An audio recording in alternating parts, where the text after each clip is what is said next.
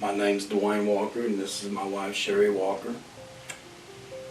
And we're here to speak and talk about our journey through this cancer, and how God got us through yes, the ordeal, which was close to 2 years, pretty much. So, yeah. I guess my journey started with, not quite sure if I'd call it luck or bad luck, but I'm going to say luck. Looking back at it, I had a stone that kind of clogged things up, which created quite a bit of pain. That got the doctors kind of digging around and trying to figure it out. They determined after a couple of procedures that it was bladder cancer. We went through, I guess, 5, maybe 6 surgeries to remove tumors. I guess one evaded them and became, what do you call that? Intrusive or Invasive. yeah, invasive. After a while, they just decided to remove my bladder, and I had 2 choices. One was the replacement bladder, and another one was just the bag on the outside. I wanted the replacement. They said 50-50. I just prayed for it. That's all I could do, is just pray that God would maybe see it my way, I guess, so to speak. And so the morning of the surgery, my doctor, he told me, it was 50-50. And I told him, I kind of told him that morning that, I kind of want things to go my way through this if you can, and God willing, I was able to get another bladder instead of the bag. So, I mean, it's just God works in His own ways, and through all this process, the church, I know everybody at the church, we had prayer sessions, and people were telling me they were praying for me, and I felt the love that kind of brings us to now. I mean, I went through the surgery. I got my new bladder. Doctor told me last week I should celebrate being cancer-free, and so we are. I feel that all the prayers and all the love that people sent my way was kind of the reason things ended like they did. Yeah. Well, and for me, like, when the surgeon called me the day of the surgery, it was a 7-hour surgery. And because of COVID, I couldn't go in, so they called me every hour. They had somebody on staff call me every hour to update me with what was going on. And when he called me, he said, before we started the surgery this morning, Dwayne was saying he really hoped that they could do the internal bladder. And he said, I told him there was a 50-50 chance, but he said, when we got in there, he said he was just the perfect, everything just went right into place. And the one thing I did love about our surgeon, through several visits with him, there were several times he said, let's just pray this and let's just pray that. So, which was comforting to me, because we had been praying, and I had people contact me saying that there was people that they didn't even know that was praying for Dwayne. So I knew that God was really working through the surgeons, and that as scary as everything was, I just felt that God never left us through this situation. Even the times that we did struggle, and it's like, what is happening? Why are we felt like we were going backwards. This was a whole 1.5-year process, and there was times where you feel like you're going backwards, but all the while we didn't know what God's plan was until we got to this part, and we were in the hospital for 9 days They let me come to the hospital once the surgery was over, but they said once you get here, you cannot go outside and come back in again. So you actually have to stay here because of COVID. And one night,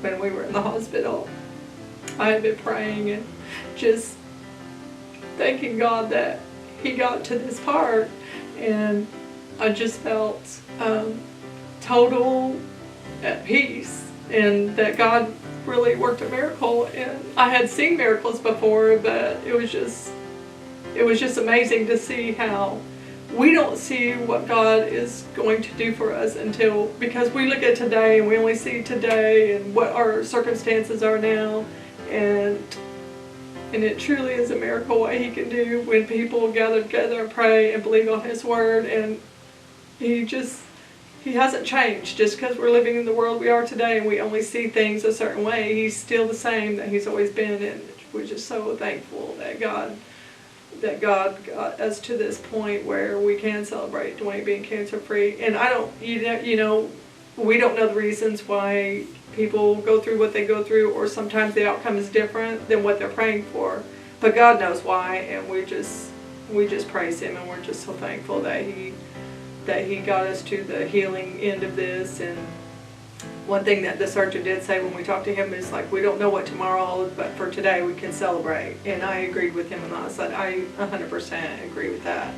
And it's wonderful the way God works.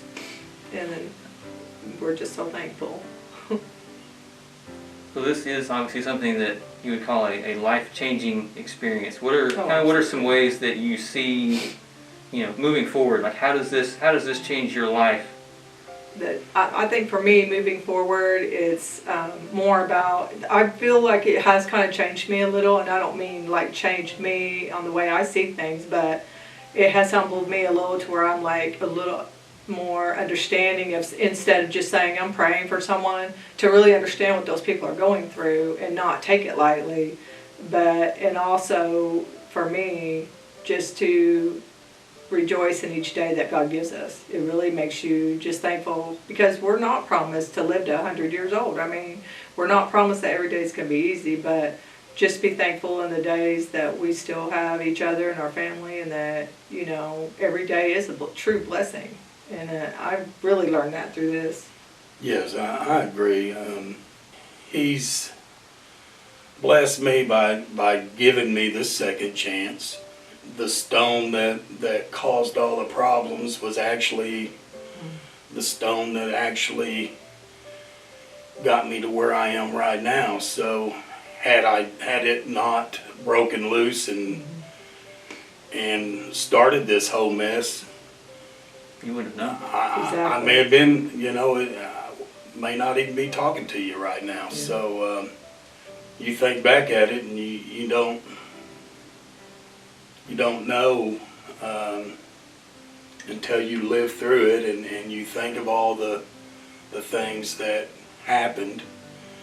It was all in God's hands. I mean, all the prayers and the well wishes and just everybody. It makes you look at people that may be sick or may be going through hard times. Makes you more sympathetic to them, and it's a little. It makes you think a little different. Yes. Yeah, it makes your priorities are different.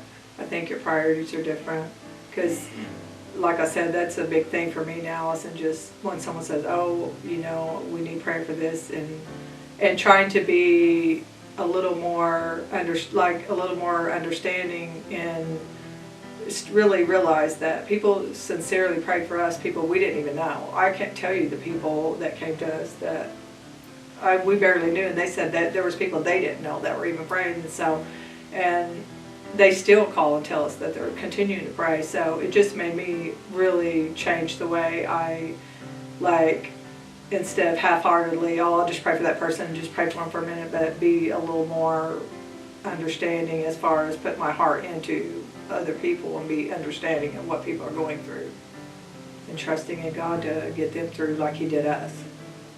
So, Yeah, one of my hardest points through recovery, I think it was about 3 or 4 days after I got out of the hospital, I was struggling. Yeah. I was just struggling with everything. And one of Sheri's friends brought out of the clear group, just brought a prayer blanket that yeah. the ladies at our church had made, and they prayed over it, and she brought it to the house, and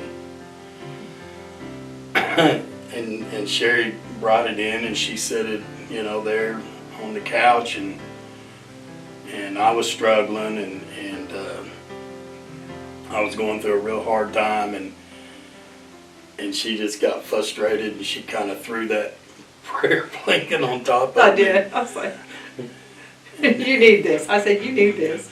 These women prayed over this blanket. I could tell that morning that things, Yeah, I mean, I wasn't just instantly cured, but yeah, the hard struggles were calming down some, and it wasn't no accident, I know that. So and that blanket, I just want to say that when the girl that he's talking about, I had gone to school with her. She lives in Edmond. I went to her house for a get-together a couple years ago. And so this was actually Thanksgiving morning. And her grown son drove all the way over there on Thanksgiving morning to deliver that. She had sent me a message and said, and I thought she meant we'd meet up somewhere, but she said, no, I'm coming over and for her to take time to do that. But she said, they put this on the altar, she said, and everybody, including our pastor from the church, prayed over this blanket. And so I'm telling you what, now when I have a bad day, I get that old blanket out. But it really, he's right. I mean, he put that on. I said, here, just put this on, because he seemed like he was just not, everything was kind of not going that great, and just the recovery she was trying so. to take me back to the hospital. He was really getting a fever. rough time. I was trying to take him back to the hospital, and he said he wasn't going back to the hospital. So I was like, then put this prayer blanket on, and we were both like, huh, okay, no, there you go. So yeah, God really is amazing. Yes.